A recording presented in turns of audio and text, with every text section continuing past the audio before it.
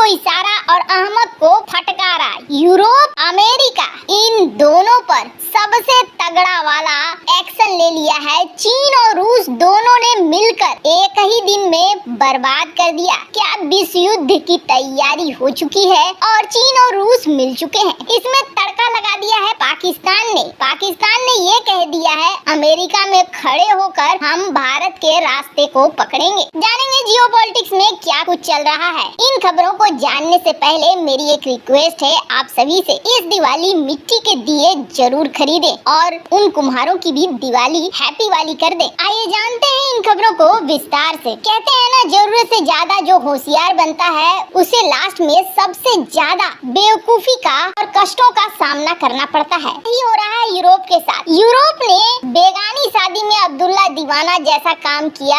America अपने फायदे के लिए लड़ रहा था, यूक्रेन अमेरिका के फायदे के लिए लड़ रहा था और इन दोनों के बीच में यूरोप ने अपना पूरा खजाना खाली कर दिया। अमेरिका का साथ देने के लिए अमेरिकी प्रतिबंधों का साथ देना शुरू कर दिया, बिना सोचे समझे कि आगे क्या हो सकता है। और आगे वही हो रहा है जो इन्होंने सोचा नहीं था। बाइडेन को इस वक्त कहा जा रहा है कि ये अगर इस वक्त चुनाव के लिए उतरे ना अमेरिका में तो बहुत बुरी तरीके से हारेंगे। इसके पीछे इनकी नीतियाँ बहुत बड़ी जिम्मेदार है। यूरोप ने रूस के ऊपर एक्शन तो ले लिया और जैसा कि हमने आपको बताया था कि रूस के तेल को रोका, तेल के प्रतिबंधों को माना, लेकिन एलएनजी या गैस के लिए इन्होंने कोई प्रतिबंध नहीं लगाया था। इन्होंने शायद ये सोचा था कि हम करेंगे लेकिन सामने वाला हमें उत्तर नहीं देगा। ये सोचना बहुत बड़ी बेवकूफी थी। इन्होंने तेल पर प्रतिबंध लगाया और रूस ने गैस की सप्लाई पर रोक लगा दी कि अगर आप तेल और बाकी प्रतिबंधों को नहीं हटाते हैं तो फिर हम ये सप्लाई आपको नहीं करने वाले हैं। अब हुआ क्या, चोरी छिपे यूरोप एलएनजी की सप्लाई लेने लगा। हमने आपको खबर बताई थी कि बहुत सारी एलएनजी की जो कार्गो शिप थी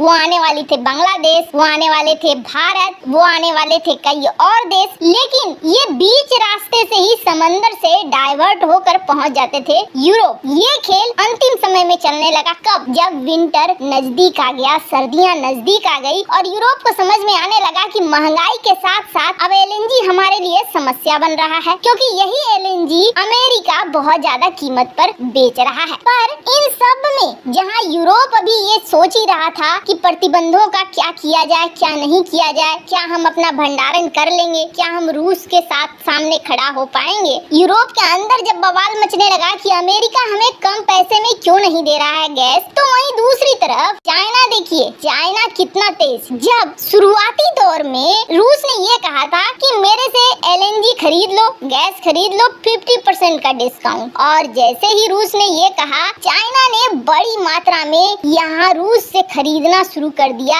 एलएनजी। 50% का डिस्काउंट बहुत बड़ा डिस्काउंट था। चीन की जो कंपनियां हैं पेट्रो चाइना और साइनोपेक, इन्होंने भर भर कर खरीदा, इतने खरीदे कि इनके पास इसकी मात्रा ही बहुत हो गई। जब इनकी मात्रा बहुत हो गई तो इन्होंने कहा कि हमने तो 50% पे खरीदा है और हमारा स्लो डाउन है, इस वक्त स्लो डाउन इकोनॉमी जा रही है, तो हम क्या करें, इसका उपयोग करते हैं। 50% पर स्कालिन 2 एलएनजी प्लांट से कार्गो शिप मंगाया चाइना ने। दो और भर भर कर को बता दें, सबसे ज्यादा गैस की सप्लाई उस वक्त रूस ने चाइना को की थी। 2020 के बाद बहुत ज्यादा, ये जो आप ग्राफ देख रहे हैं 2018 का आंकड़ा देखिए, एक बार 2020 में इन्होंने बड़ी मात्रा में खरीदा था, बड़ी मात्रा में एलएनजी खरीदा था रूस से, लेकिन उसके बाद एवरेज चलता गया। 2022 में इन्होंने उस आंकड़े को फिर से प्राप्त किया और इस बार ये आंकड़ा, ये ग्राफ बढ़ता ही गया। बात भी सही थी,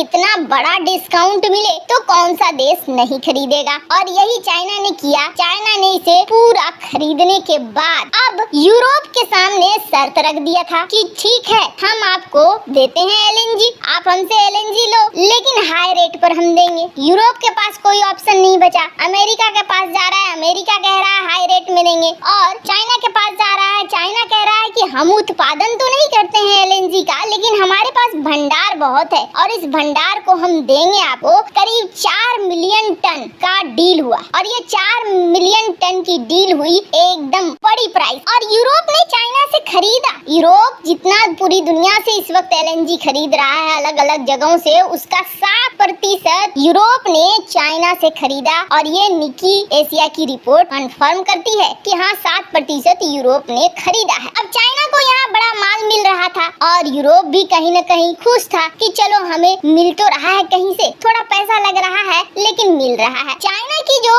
सरकारी कंपनी है एनर्जी जायंट जिसे कहा जाता है साइनोपेक, इसने करीब 45 कार्गो गैस के भेजे इंटरनेशनल मार्केट में भी, सिर्फ यूरोप को ही नहीं और भी देशों को। अब तो आ गई है सर्दियाँ और इन सर्दियों का फायदा रूस भी उठाना चाह रहा है, इन सर्दियों का फायदा अब चीन भी उठाना चाह रहा है और रूस को साथ दे दिया है चीन ने, जिसका डर था आखिर वही चीज हुआ है। चीन ने ये कहा है कि भैया अब हम आपको एलएनजी नहीं दे सकते हैं। पूरे यूरोप को चीन ने मना कर दिया है, कारण कि अब ठंड आने वाली है, हमें भी तो एलएनजी की जरूरत होगी और हम आपको अब नहीं दे सकते हैं। ये घरेलू उपयोग का एक्सक्यूज देकर चाइना ने अब यूरोप को कर दिया है मना और यहाँ अब बुरी तरीके से फंस गया है यूरोप। एक जगह जहाँ से एलएनजी मिल रही थी वो भी बंद हो गई है। अब जब सर्दियाँ बहुत तेज होने लगेंगी तो आप देखेंगे यूरोप मजबूर हो जाएगा प्रतिबंधों को हटाने के लिए और अमेरिका की अवमानना करने के लिए, क्योंकि इस वक्त गैस की प्राइस बहुत ज्यादा बढ़ गई है। अगस्त महीने से